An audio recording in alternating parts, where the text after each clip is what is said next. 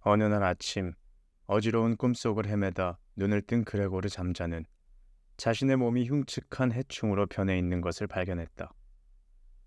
그는 딱딱한 등껍질을 침대에 대고 벌러덩 드러 누워 있었다.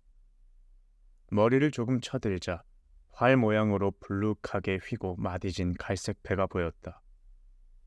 배 위에는 금방이라도 미끄러져 내릴 듯 이불 한 귀퉁이가 간신히 걸쳐 있었다. 그리고 몸뚱이 다른 부분에 비해 형편없이 가느다란 수많은 다리들이 눈앞에서 한들거렸다. 대체 어떻게 된 일이지? 그레고르는 생각했다. 분명히 꿈은 아니었다. 조금 작기는 하더라도 사람 사는 방임에는 틀림없는 그의 방은 낯익은 벽으로 아늑하게 둘러싸여 있었다. 옷감 견본이 어지럽게 널려있는 책상 위쪽으로 그가 얼마 전 어떤 화보에서 오려내 예쁜 금박 테두리 액자에 끼워 넣은 그림이 걸려 있었다.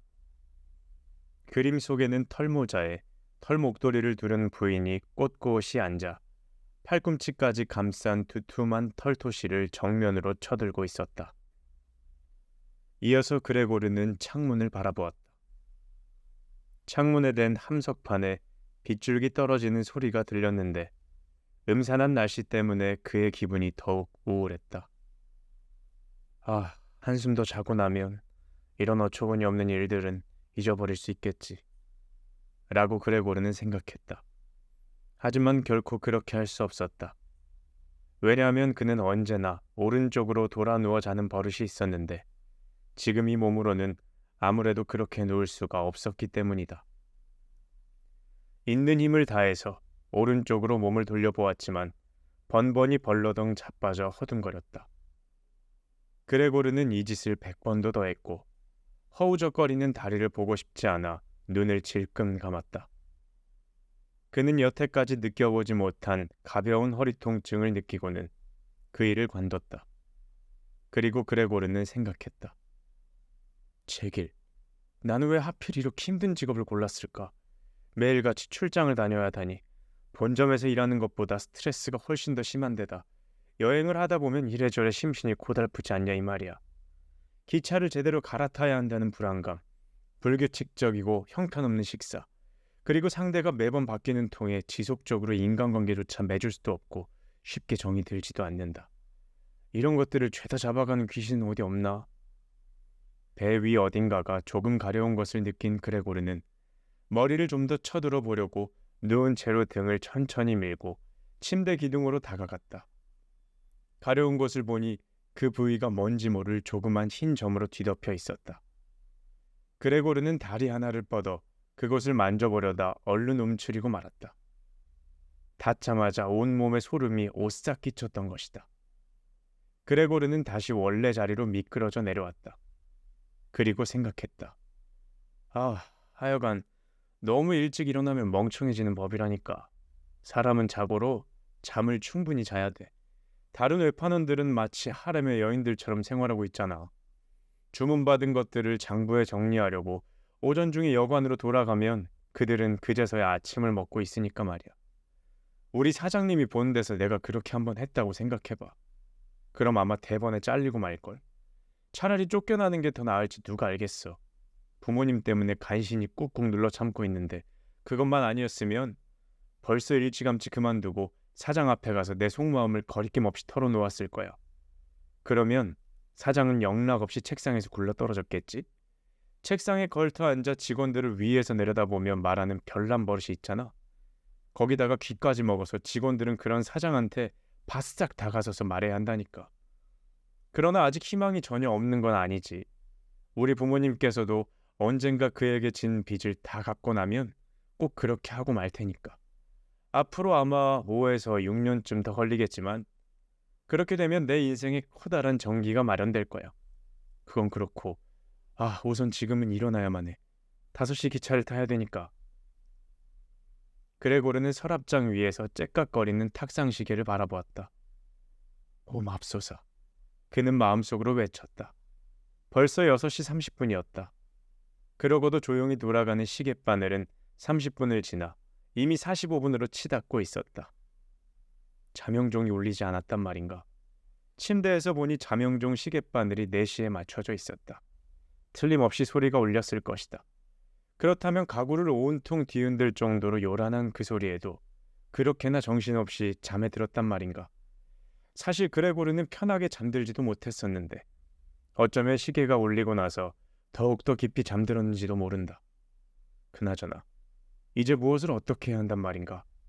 다음 기차가 7시에 있으니 그 차를 타려면 미친 듯이 서둘러야만 한다. 그런데 아직 견본도 싸놓지 않았고 몸도 썩 개운치 않아 제대로 움직이지조차 못할 것 같았다. 설령 그 기차를 탄다 해도 사장의 불효령을 피할 수는 없을 것이다. 왜냐하면 급사가 5시에 기차역에서 기다리고 있다가 그레고르가 그 기차를 타지 않았다는 것을 이미 보고했을 테니까. 사장이 끈아풀인 급사는 줏대도 없고 분별력도 없는 인간이었다. 연락해서 몸이 아프다고 해볼까? 하지만 그것조차 궁색한 변명으로 비칠 뿐 별 효과가 없을 것이다. 그레고르는 5년 동안 일하는 내내 단 한 번도 알아누워 본 일이 없었으니 말이다. 아마 사장은 틀림없이 의료보험조합의 의사를 데리고 와서 부모님한테 게으른 자식을 두었다고 핀잔을 줄 것이고, 이에 대해 뭐라도 할라치면 의사를 가리키면 말을 딱 잘라버릴 것이다.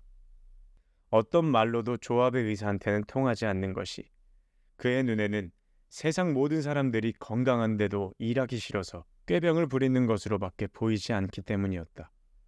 하지만 지금과 같은 경우에는 의사가 그런다고 해서 틀렸다고 말할 수 있을까? 그레고르는 잠을 많이 잤는데도 괜히 노곤하고 졸린 것 말고는 몸 상태도 꽤 좋은데다가 몹시 배가 고프기까지 했다. 그레고르가 침대에서 나올 결심을 하지 못하고 이런저런 생각을 하고 있을 때 침대 머리맡 쪽으로 난 문을 가만가만 두드리는 소리가 들렸다. 바로 그때 탁상 시계는 6시 45분을 가리키고 있었다. 그레고르, 6시 45분이야. 회사 안 갈 거니? 어머니의 목소리였다. 부드러운 그 목소리. 그레고르는 대답하는 자신의 목소리를 듣고 깜짝 놀랐다. 자신의 목소리인 것은 틀림없었지만 저 밑바닥에서부터 울려나오는 듯 주체할 수 없이 고통스러운 신음소리 같은 것이 뒤섞여 있었던 것이다. 찍찍거리는 그 소리 때문에 처음에는 또렷하게 들렸지만 그 다음부터는 뒤울림이 묻혀 제대로 알아들었는지 알 수조차 없었다. 그레고르는 모든 것을 자세히 설명하고 싶었지만 상황이 상황이다 보니 고마워요 엄마, 저 일어나려던 참이었어요 라고 말하는 것으로 만족해야 했다. 방문이 나무 문이어서 밖에서는 그의 목소리가 변한 것을 알아차리지 못한 것 같았다. 그래서인지 어머니는 그의 대답에 안심하고 신을 끌며 가버렸다. 그러나 이 짤막한 대화 때문에 벌써 출발했으려니 했던 그레고르가 아직도 집에 있다는 것을 다른 가족들까지 알게 되었다. 아버지는 벌써 주먹으로 가볍게 옆문을 두드리고 있었다. 그레고르, 너 도대체 어떻게 된 거니? 잠시 후 아버지는 좀 더 나직한 목소리로 대답을 재촉했다. 다른 쪽 옆문에서는 누이 동생이 애원한 듯한 목소리로 속삭였다. 오빠, 어디 아파? 뭐 필요한 거 있어? 다 됐어요. 그레고르는 양쪽 문을 향해 대답했다. 그는 이상하게 변한 자신의 목소리를 들키지 않으려고 한마디 한마디 할 때마다 띄엄띄엄 간격을 두며 주위에서 발음했다. 아버지는 아침을 마저 먹으러 돌아갔다. 그러나 누이 동생은 속삭이듯 말했다. 오빠, 문 좀 열어봐. 어? 그러나 그레고르는 문을 열어줄 생각이 조금도 없었다. 도리어 잦은 여행 탓에 조심성이 몸에 배어 집에 돌아와서조차 밤에는 모든 문을 다 잠가버리는 습관을 다행이라 여겼다. 그레고르는 다른 사람이 강요해서가 아니라 스스로 조용히 일어나 옷을 입고 아침부터 먹고 난 후에 그 다음에 이 모든 일을 생각해 보려고 했다. 그도 그럴 것이 침대에 가만히 누워 생각해봤자 마땅한 해결책이 떠오르지 않으리라는 것을 누구보다 잘 알고 있었기 때문이었다. 그레고르는 불편한 자세로 누워서 자다가 가벼운 통증을 느낀 적이 몇 번 있었는데 그때마다 막상 이불을 박차고 일어나 보면 그것이 그저 망상에 지나지 않을 뿐 아무렇지도 않았던 기억이 났다.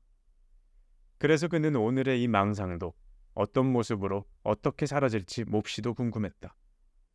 목소리가 변한 것은 외판원들의 고질병인 심한 감기의 징후일 뿐이라는 것을 그는 조금도 의심하지 않았다. 이불을 떨쳐내는 일은 아주 간단했다. 숨을 들이쉬어 배를 조금만 부풀리니 저절로 미끄러져 떨어졌다. 그러나 그 다음의 일은 여의치 않았다. 그의 몸이 옆으로 너무도 넓적한 탓이었다. 스스로 일어나려면 손과 팔을 써야 하는데 말을 듣지 않고 계속 제멋대로 움직이는 수없이 많은 가느다란 다리뿐이었다. 다리 하나를 구부리려고 하면 그 다리가 도리어 먼저 펴지는 형국이었다. 마침내 그 다리를 뜻대로 움직이는데 성공했다 하더라도 그러는 동안에 다른 다리들은 마치 묶여 있다가 풀려나기라도 한 듯 요란스럽고 고통스럽게 마구 버둥거렸다. 침대에 매어 있다가는 아무것도 안 되겠다. 그레고르는 혼잣말로 중얼거렸다. 그는 우선 몸 아랫부분부터 움직여서 침대 밖으로 나올 생각을 했다. 그러나 한 번도 보지 못했고 어떻게 생겼는지 상상조차 할 수 없는 하반신을 움직이기란 여간 힘든 게 아니었다. 하반신은 아주 천천히 조금씩밖에 움직이지 못했다. 그러다 마침내 화가 치민 그레고르는 있는 힘을 다해서 자신의 몸을 마구 앞으로 밀어대다가 방향을 잘못 잡아 그만 침대 쇠기둥에 세게 부딪히고 말았다. 화끈거릴 만큼 심한 통증을 느끼고 나서야 비로소 하반신이 자신의 몸 중에서 가장 예민한 부위임을 깨달았다.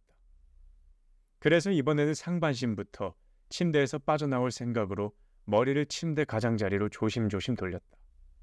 이건 그나마 수월했다.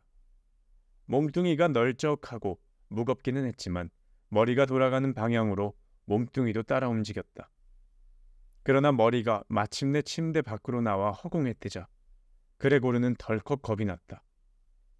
계속 이렇게 움직이다가는 몸이 바닥으로 떨어지면서 기적이 일어나지 않는 한 머리가 깨질 것이다. 지금은 어떤 일이 있어도 의식을 잃어서는 안 되는 때이니만큼 차라리 침대에 있는 게 낫겠다는 생각이 들었다. 그러나 똑같은 수고를 한 후에 한숨을 내쉬면서 조금 전과 같이 침대에 등을 대고 누워 자기 다리가 한층 더 흥분한 듯 서로 엉클어져서 허우적거리는 꼴을 보았을 때 그레고르는 더 이상 이렇게 제멋대로 움직이는 다리를 진정시키고 휴식을 취할 길이 없음을 깨달았다. 그냥 어물어물 침대에 누워있을 수도 없는 일이고 희망이 조금이라도 있다면 모든 것을 희생할 각오로 침대에서 빠져나가는 것이 내가 할 수 있는 현명한 일일 거야. 그레고르는 혼잣말로 중얼거렸다.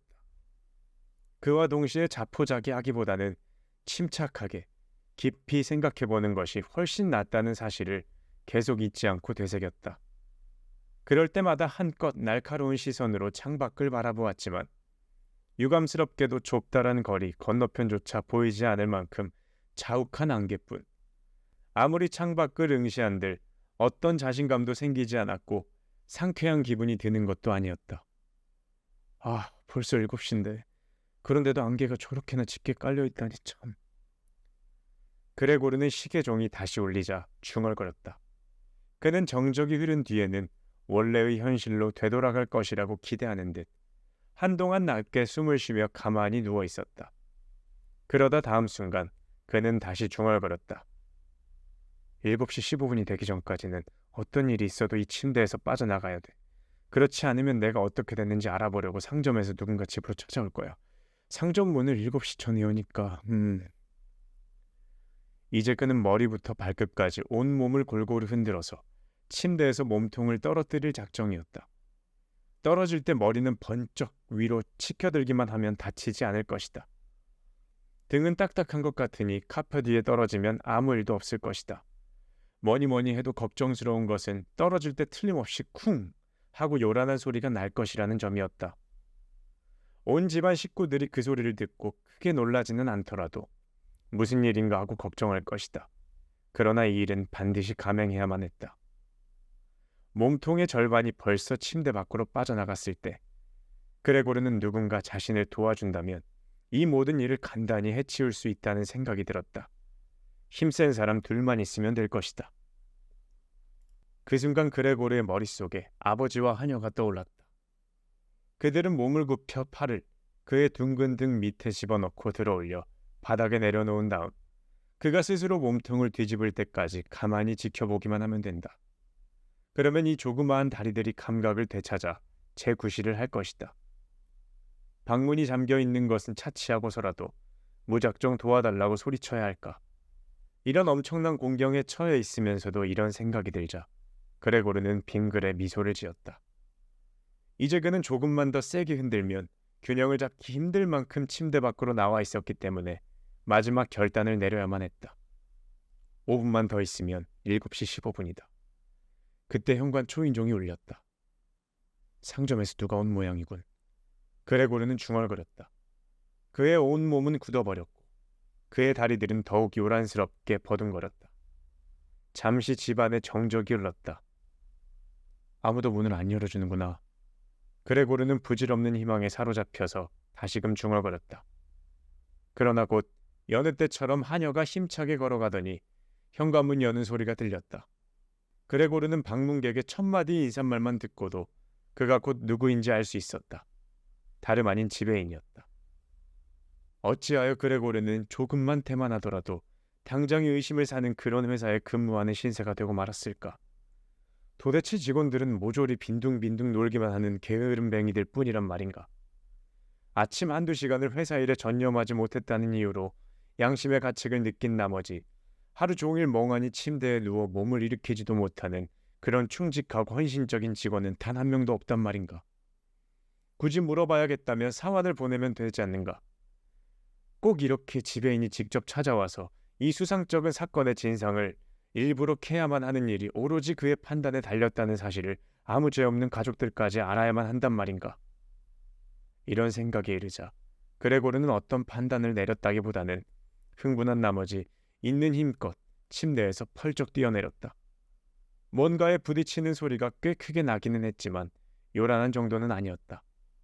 카펫 때문에 충격이 덜했고 등 또한 그가 생각했던 것보다 훨씬 탄력이 있어서 둔탁한 소리가 나기는 했지만 사람들의 주의를 끌 정도로 크지는 않았다. 다만 제대로 쳐들지 못하는 바람에 머리를 바닥에 부딪히고 말았다. 그는 화가 치밀기도 하고 아프기도 하여 머리를 이리저리 돌리며 카펫에 비벼댔다. 저 안에서 무언가 떨어진 것 같군요. 왼쪽 옆방에서 지배인이 말했다. 그레고르는 어느 날인가 지배인한테도 지금 자신에게 일어난 일과 꼭 같은 일이 일어날 수도 있다는 상상을 해보았다. 그럴 가능성도 있기는 있었다. 바로 그때 그의 이런 의문에 거칠게 대답이라도 하듯 옆방에서 지배인이 에나멜 가죽 장화를 삐걱거리며 두 서너 걸음 힘주어 걸었다. 오빠, 지배인분 오셨는데? 그레고르에게 알려주려고 오른쪽 옆방에서 누이 동생이 속삭이듯 말했다.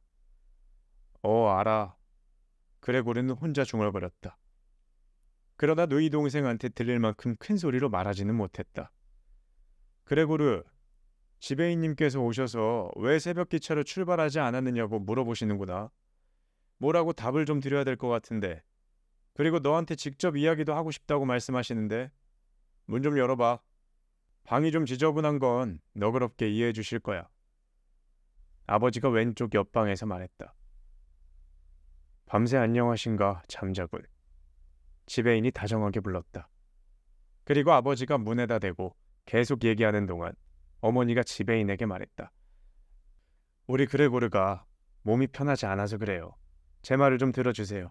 그렇지 않고서야 저 성실한 애가 어떻게 기차를 놓치겠어요. 저 애는 도무지 일밖에 모른답니다. 저녁에 외출 한 번을 안 해서 오히려 제가 역정을 낼 정도죠. 오늘까지 일주일 내내 시내에 와 있으면서도 매일 저녁 집에만 틀어박혀 있답니다. 집에서는 식구들 곁에서 책상 머리에 앉아 조용히 신문을 읽거나 기차 시간표를 들여다보죠. 취미라고 해봐야 톱을 가지고 물건을 만드는 게 다예요, 쟤는. 2, 3일에 걸쳐 저녁 시간을 이용해서 조그만 액자를 만든 적도 있긴 있거든요. 얼마나 예쁘게 만들었는지 보시면 아마 놀랄걸요. 저 방에 걸려 있답니다. 우리 아들이 조만간 문을 열어 곧 보실 수 있을 거예요. 어쨌든 이렇게 와주셔서 정말 다행이에요. 우리 식구만 있으면 저 애들은 문을 열라고 할 재간이 없거든요. 이래봬도 제가 고집이 보통 센 게 아니거든요. 아침에 물어봤을 때는 괜찮다고 하기는 했지만 틀림없이 아마도 몸이 안 좋은 걸 거예요. 곧 나가요. 그레고르는 어머니의 횡설수설한 말에도 조심스럽게 천천히 말했다. 그러면서도 밖에서 들리는 소리를 한마디도 놓치지 않으려고 꼼짝도 하지 않았다. 지배인이 말했다. 그래요, 부인. 저도 달리 생각할 수 없군요. 별일 아니기를 바라겠습니다. 하지만 다른 한편으로 말씀드리고 싶은 게 있답니다. 유감스럽게 생각해야 할지 다행이라 여겨야 할지 모르겠지만 우리처럼 장사를 하는 사람들은 몸이 좀 불편한 것쯤은 그냥 참고 일에 매진해야 한다는 점입니다.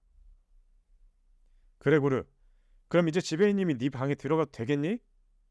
마음이 급해진 아버지가 이렇게 말하고는 다시 한번 문을 두드렸다. 안 돼요.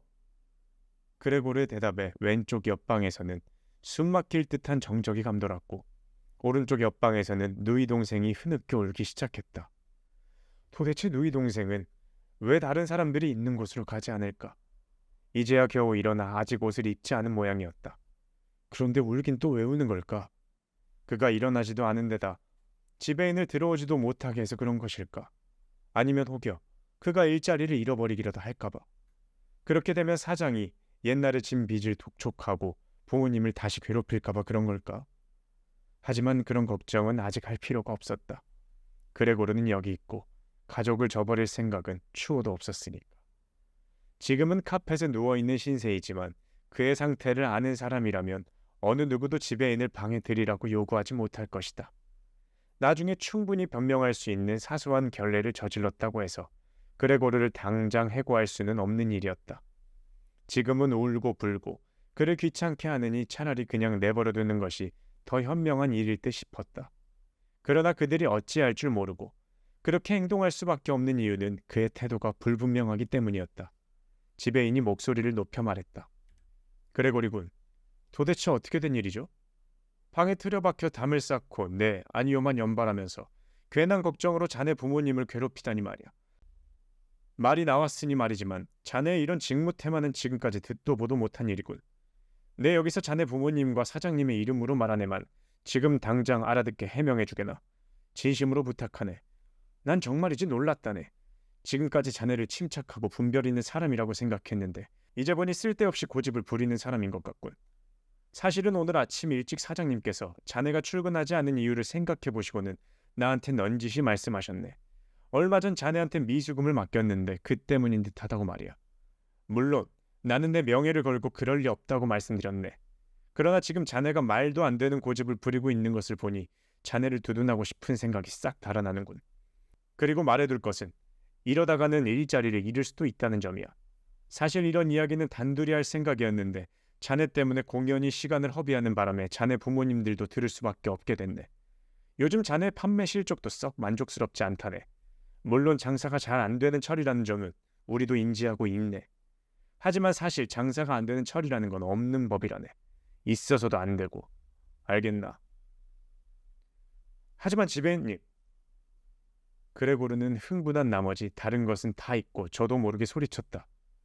지금 당장 문을 열지요. 몸이 좀 안 좋아서 그러니까 현기증이 나서 일어날 수가 없었어요. 그래서 아직도 침대에 누워 있어요. 하지만 지금은 괜찮아요. 막 침대에서 일어나는 중이긴 하거든요. 그러니까 조금만 좀 기다려주세요. 생각했던 것만큼 가뿐한 건 아니지만 곧 좋아지겠죠. 사람한테 어떻게 이런 일이 일어날 수가... 어제 저녁까지만 해도 아무렇지도 않았어요. 그거는 저희 부모님도 잘 알고 계실 거거든요. 아니, 어제 저녁부터 이상한 감이 사실 들긴 했었죠. 저를 자세히 살펴본 사람은 눈치챘을 겁니다. 왜 미리 상점에 알리지 않았는지. 이 정도쯤은 집에서 쉬지 않아도 충분히 견딜 수 있다고 생각했거든요. 지배인님, 그러니까 부모님한테는 뭐라고 하지 마세요. 아무 근거도 없이 저를 비난하지도 말아주시고요. 저는 지금까지 단 한 번도 그런 비난을 받아본 적이 없거든요. 지배인님께서는 제가 최근에 발송한 주문서를 미처 못 보신 것 같은데요. 어쨌든 8시 기차로 출발할 겁니다. 몇 시간 쉬었더니 기운이 좀 나네요. 그러니까 좀 부탁드릴게요. 먼저 가 계시면 저도 곧 따라가겠습니다. 사장님께도 그렇게 좀 전해주시고요. 그레고르는 자신이 무슨 말을 하는지도 모르고 속사포처럼 쏟아냈다.